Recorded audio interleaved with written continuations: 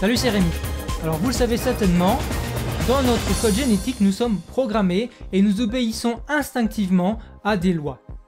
Le problème, c'est que certaines personnes connaissent bien ces lois et les utilisent contre nous, ils détournent ces lois contre nous. C'est ce que nous allons voir tout de suite dans cette vidéo. Alors est-ce que vous avez les problèmes suivants? Par exemple, vous faites confiance à une personne qui régulièrement trahit votre confiance. Ou bien vous avez fait confiance à une personne qui vous a lourdement trahi et vous a fait beaucoup de mal à cause de cette trahison. Ou bien, est-ce que par exemple vous avez un ami Martin qui souhaite que vous l'aidiez pour déménager et vous, même si vous n'avez pas envie, eh bien vous vous sentez obligé d'accepter de l'aider à son déménagement parce que juste avant, le matin, eh bien il vous a promis de donner votre CV à son responsable. Ou bien encore, vous avez souvent aidé votre collègue à faire son travail lorsqu'elle était en retard, lorsqu'elle était à la bourre. Mais lorsque vous avez besoin d'un coup de main, lorsque vous êtes vous-même en retard et que vous lui demandez de vous aider, eh bien peut-être qu'à ce moment-là, cette personne-là refuse systématiquement. Alors c'est pas qu'elle ne veut pas, c'est simplement qu'elle ne peut pas parce qu'à chaque fois, elle a de bonnes excuses, à chaque fois, elle a de bonnes raisons de ne pas pouvoir vous aider.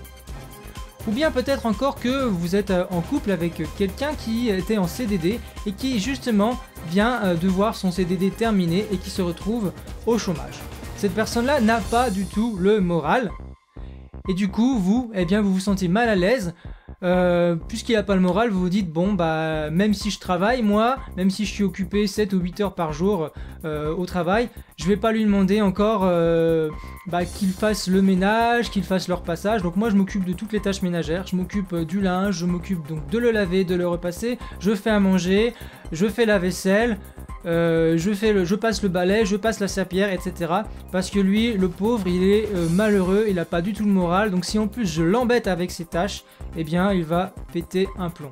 Donc peut-être que vous vous dites aussi à ce moment-là que ouais c'est bien gentil tout ça, mais il pourrait quand même peut-être des fois donner un coup de main. Mais vous n'osez pas le lui dire et dès que vous essayez d'en parler, ça se passe mal et vous vous sentez coupable d'oser lui demander de vous aider un petit peu à la maison.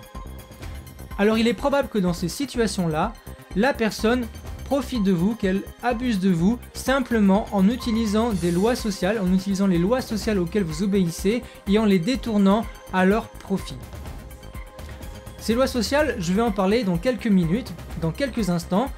Alors attention, c'est bien d'y obéir, c'est grâce à ces lois sociales qu'il y a une cohésion dans notre société, c'est grâce à ces lois sociales qu'il y a un bon fonctionnement, c'est grâce à elles que notre société fonctionne, que nous réussissons à vivre et à travailler ensemble.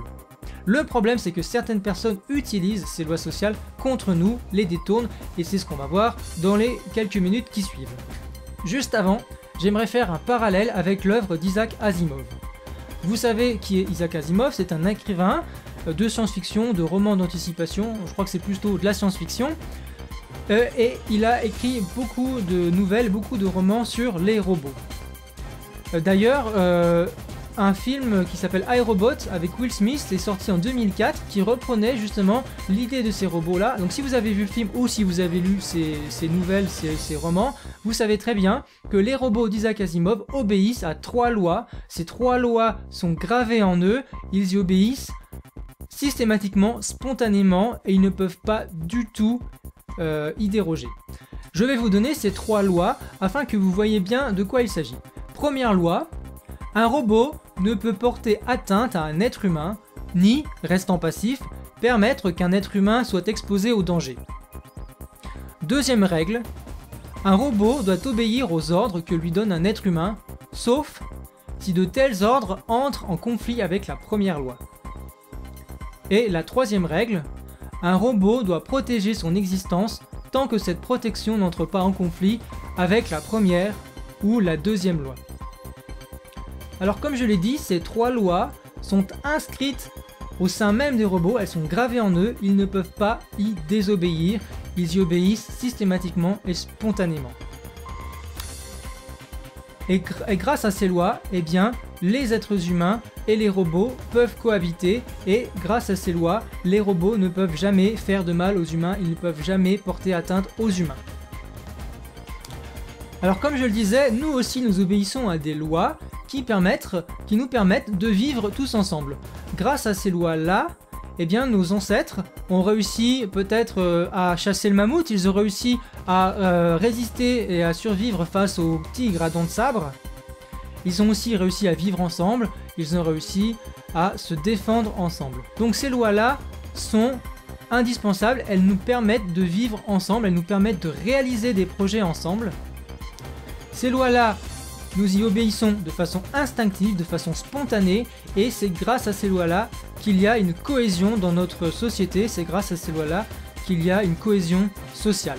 Le problème, comme je le disais, c'est que certaines personnes, qu'on appelle les manipulateurs, eh bien, vont utiliser ces lois-là contre nous, ils les connaissent bien, et ils vont s'en servir contre nous, comme ils savent qu'on agit spontanément dans tel ou tel contexte, de telle ou telle façon, eh bien, ils vont provoquer les situations-là pour provoquer justement des comportements, les comportements qu'ils attendent de nous, pour provoquer ce qu'ils veulent qu'on fasse pour eux.